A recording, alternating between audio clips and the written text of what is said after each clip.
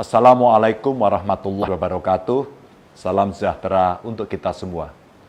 Bapak Ibu, sedulur-sedulurku kabeh, virus corona varian Delta telah menyerang Kabupaten Kudus. Sampai 14 Juni 2021, varian yang konon berasal dari India ini sudah terdeteksi menjangkiti 62 saudara kita yang ada di Kudus. Jelas kita patut waspada, sebab varian Delta inilah yang telah menimbulkan korban jiwa sangat besar di India. Kita tahu varian ini tingkat penularannya sangat cepat. 50% lebih menular daripada varian lainnya. Bahkan di India pernah menyebabkan penambahan kasus 400.000 lebih dalam satu hari. Rumah sakit lumpuh, krematorium kewalahan mengurus jenazah, orang-orang tergeletak meninggal di jalanan. Varian Delta ini bisa dideteksi dari beberapa gejala. Di antaranya gangguan pendengaran, gangguan lambung parah, sampai pembekuan darah. Bapak Ibu, besar kemungkinan jumlah yang tertular varian Delta di Kudus lebih banyak dari yang kita temukan saat ini. Dan sangat terbuka kemungkinan varian Delta ini juga telah masuk ke daerah-daerah lainnya. Analisanya sederhana. 62 kasus varian Delta yang terdeteksi itu adalah hasil uji laboratorium dari 72 sampel. Artinya 86,11% sampel yang kita periksa positif terjangkit varian Delta. Mau dibilang dan dibantah bagaimanapun, penularan COVID-19 di Jawa Tengah sedang tinggi-tingginya dan dengan varian baru yang lebih berbahaya. Saat ini sudah ada 8 daerah di Jawa Tengah yang masuk zona merah. Kudus, Demak, Jeporo, Pati, Grobogan, Kabupaten Tegal, Brebes, dan Wonogiri. Pada 14 Juni 2021 kemarin, penambahan kasus COVID di Jawa Tengah mencapai 1.372 kasus satu hari. Dan total dalam satu minggu bertambah 3.331 orang. Tapi yang paling membuat saya grantes adalah jumlah warga yang meninggal mencapai 756 orang. Innalillahi wa inna ilaihi roji'un. Lalu bagaimana caranya untuk melawan virus varian Delta ini? Sebenarnya tidak sulit Bapak Ibu.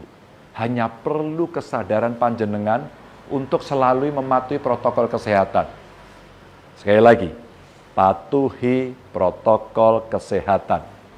Pakai terus maskermu. Jangan keluar rumah jika tidak penting. Jangan berkerumun.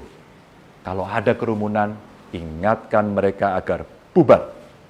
Dan sering-seringlah untuk mencuci tangan. Saya mohon kepada panjenengan tidak lengah.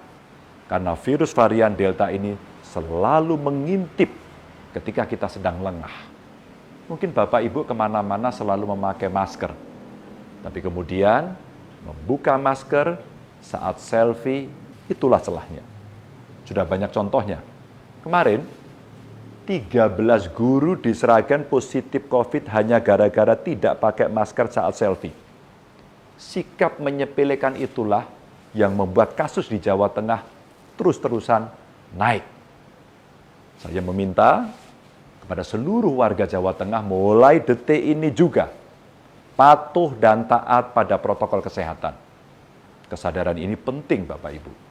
Bukan hanya sadar untuk diri sendiri, tapi juga kesadaran untuk saling mengingatkan satu sama lain.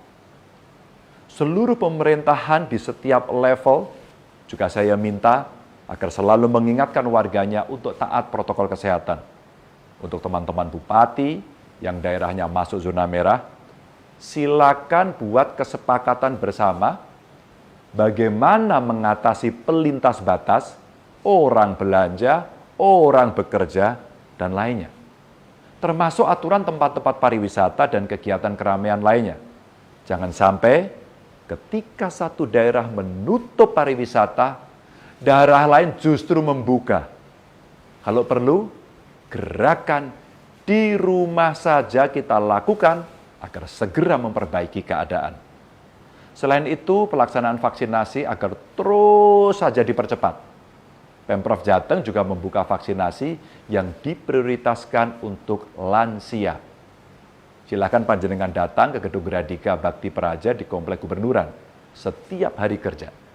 Tidak perlu berebut, karena vaksinasi ini masih kita buka sampai akhir tahun ini. Syaratnya tidak rumit, cukup bawa KTP.